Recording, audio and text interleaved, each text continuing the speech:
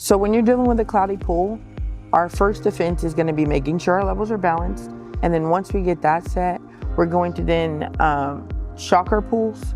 And then we're going to add either a clarifier paired with an algicide or Sand-Aid. These are going to put our filter system set to where they can combat any cloudiness, but there are other options. So you can use a clarifier sometimes if your pool's not too cloudy and you can kind of see through it. But if your pool's pretty cloudy to where you can't really see through it, sometimes there's other necessary options like flocking. So flocking is a step where you have to get your water kind of at its perfect levels, but then you want to then add a chemical that's gonna take your water and settle all the sediment and different things that are causing the cloudiness, and then you're gonna have to vacuum it out.